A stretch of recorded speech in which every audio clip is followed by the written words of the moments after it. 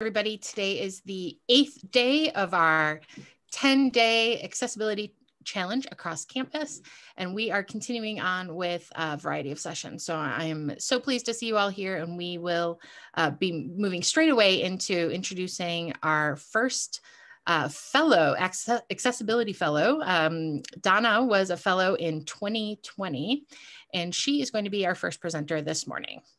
Donna, why don't you go ahead and take it away? Hi, everyone. As Michelle said, my name is Donna Greene, and I was a 2020 Faculty Accessibility Fellow. I'm actually in the School of Communication and Media Arts, and I really welcome the opportunity to speak to everyone today.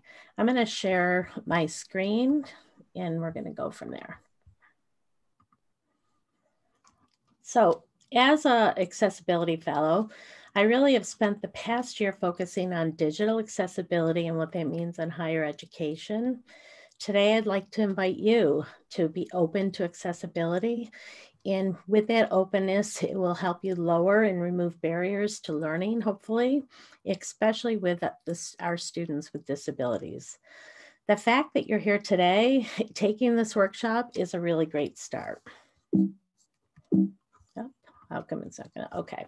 I would like you to consider your last social media post. Did it have an image? Did you put a video in there? All of that is great content for people who are sighted, but what about people if someone is blind or if somebody is partially sighted or if they're deaf? I'd like you to consider how they would access your content. So when we communicate, our goal should be to reach the most amount of people possible. I'm sure that many of you spend a great deal of time putting together your curriculum for your classes, and you are actually spending time trying to incorporate things like images, things like graphs, things like charts to help with to make the understanding of the material clear and to communicate what it is that you want your students to understand. But how many of you have stopped to think about how accessible the content that you're producing is to those with a disability? It really doesn't matter how creative your content is. If you've not thought about accessibility of your content, you could be alienating a whole group of people. So why is accessibility so important? It's such a huge topic. You may be asking yourself, why do I need to do this? Why I don't have students in my class that may not have accessibility needs that I know of. But you need to make your course accessible, even if you don't have anyone with a documented accessibility. The fact is, disability impacts all of us. There are 26% of adults in the US, 1 in 4, that have some type of disability. That's 61 million adults in the United States that are living with a disability. Just because we don't see a disability doesn't mean it's not there. There are many different functional disability types. Some disabilities are more visible than others, but it's important to remember that accessibility is an equity issue. Accessibility efforts are about offering equitable learning experiences and opportunities to as broad a range of learners as possible. We know that it's important to advocate for full accessibility and inclusion for all of our students. Accessibility will make learning better. It has been documented that accessible practices often make learning better for everyone, not just our students with a disability. So where do we start? As I mentioned, this is such a big subject. I apologize. This is such a big subject. Can you still see my screen? Yes. It's on pause.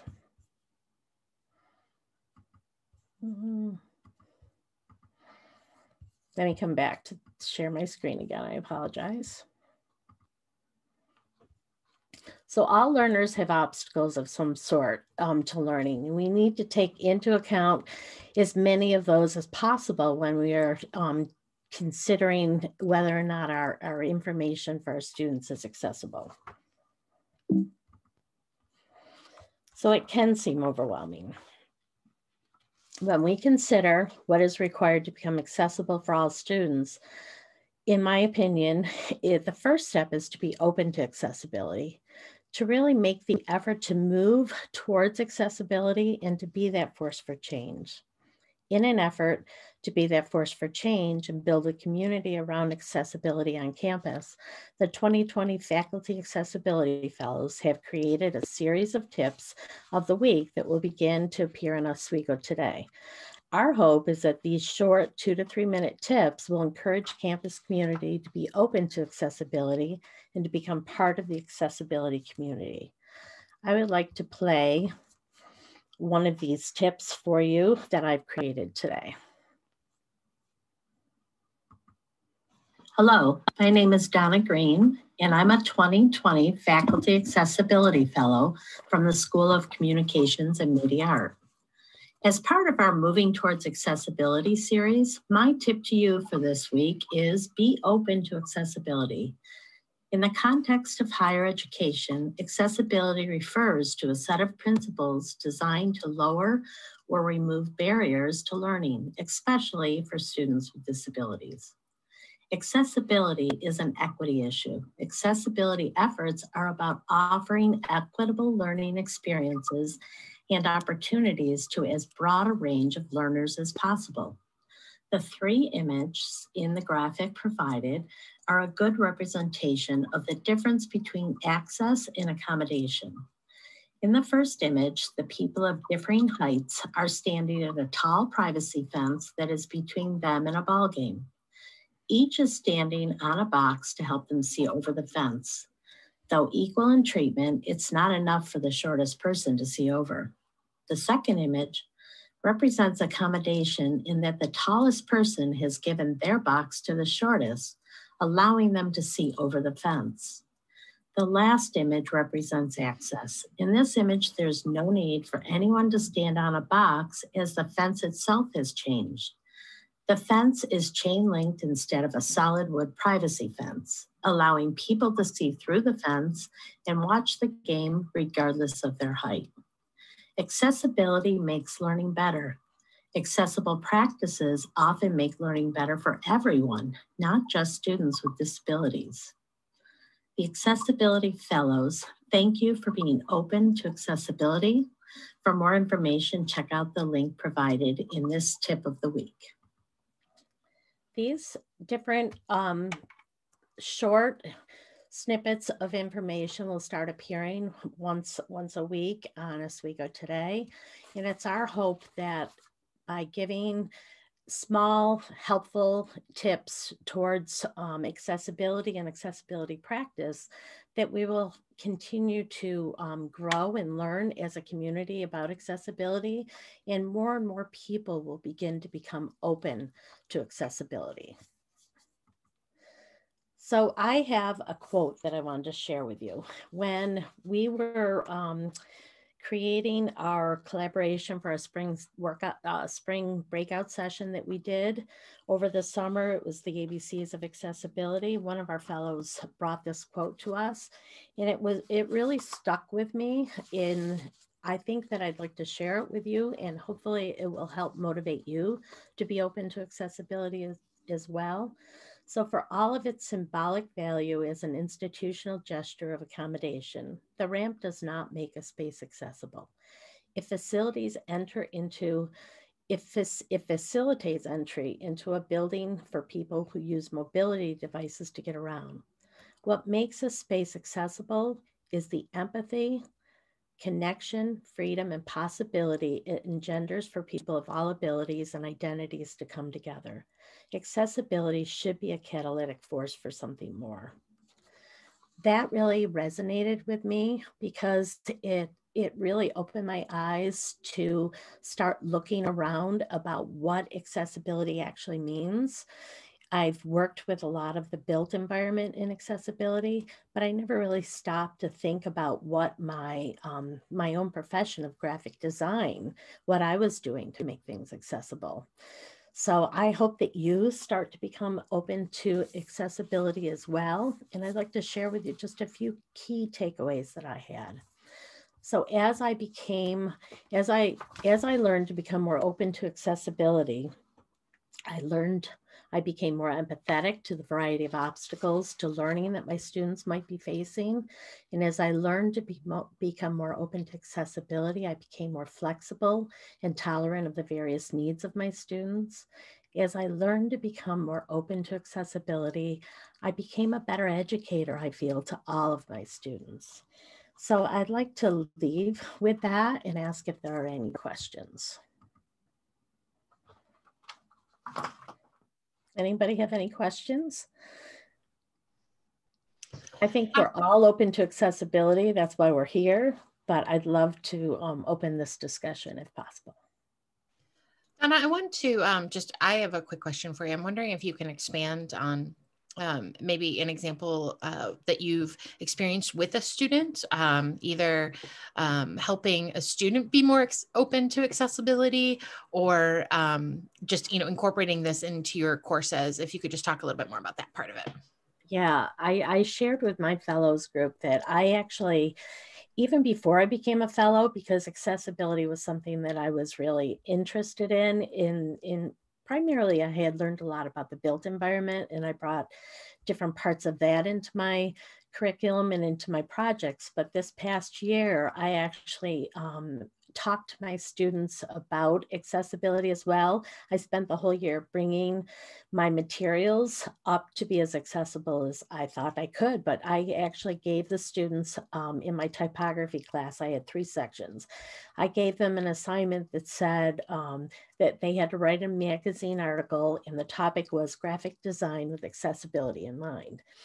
And what that did is it helped them become more open to accessibility. It helped them, first of all, look at our field differently and realize that not a lot of people in the graphic design field are taking accessibility as seriously as they should. So it was their first step to being open. We talked about what it meant to be accessible. We talked about, as graphic designers, what it would mean to us in our careers to be somebody that was a pioneer. There are some people doing it, but it's not something that is as broad as it should be in our field yet. And the students really actually gravitated towards it. They wrote some wonderful articles. They did some great research, and they came up with some really nice magazine spreads. They primarily, a lot of them focused on color blindness or on visibility, but they learned, it opened their eyes to all the different things that as somebody growing and learning in this field, what they could do with all their knowledge.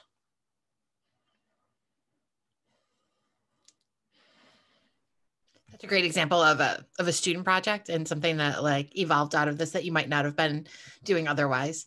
Right. Does anybody else in the group have any other questions for Donna? I just want to know a little bit more about the videos. Was that a project that you guys decided to do during the year? Yes, thank you for asking. We talked more and more about, we felt that we were not accomplishing that biggest goal. I mean, when we started, we thought about how overwhelming the idea of accessibility was and all the things that we need to do. And as more we learned, the more we learned that we didn't know what we didn't know. So we actually kept considering that we were just moving towards accessibility, and we wanted to bring other people with us. So we thought about, wouldn't it be great if we could take these small bits of knowledge that we've acquired over the years and put them into these really small bite-sized chunks of information. And we use the vehicle of Oswego today to do that. So all of us have taken on 1 or 2 tips that we've actually, you saw the tip that I did, that we'll actually be producing, but it's little things, about how to use Word in your syllabi, how to use Panopto, how to use different things. And they're small, they're just enough to get people interested. Again, a lot of us don't know what we don't know. So these little tips help us just kind of get the idea that there's more that we could do, more that we could learn. I think you'll see in those. Yeah, I think the second sort of impetus around it is that we knew from a survey that we had done earlier in the year that the broader campus community had some awareness of the fellows, but they didn't quite know what they were doing or what the exact role was, or kind of the types of things. And I think that that was a recognition that while this was a very new program, we just didn't have fellows in enough departments to get the word out quickly enough. And so I think that recognizing that, sort of wanting to create more visibility for the fellows program as a whole, that seemed like a good vehicle to simultaneously get some education, connect people to resources, but also bring some visibility to the program. It's been a good exercise for all of us as well, to kind of help us understand how we can communicate what we've learned. Yeah. Any other questions for Donna?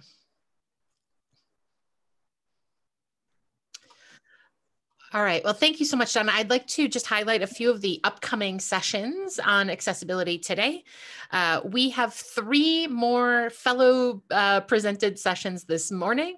I will be talking in the next session about incorporating accessibility into your research, along with Rebecca, who will be joining me for parts of that. And then later on this afternoon, after lunch at 1 o'clock, Rebecca and Kate will be presenting on accessibility checkers. And then as a final reminder, we have our accessibility drop-in session at 2 o'clock today, where anybody can bring in their one-on-one questions, things that they're working on, stuff that you heard about in any of these sessions that you want more info on. So thank everybody for being here. We've got another 10-minute break, and we will be jumping into our next session at 10:30.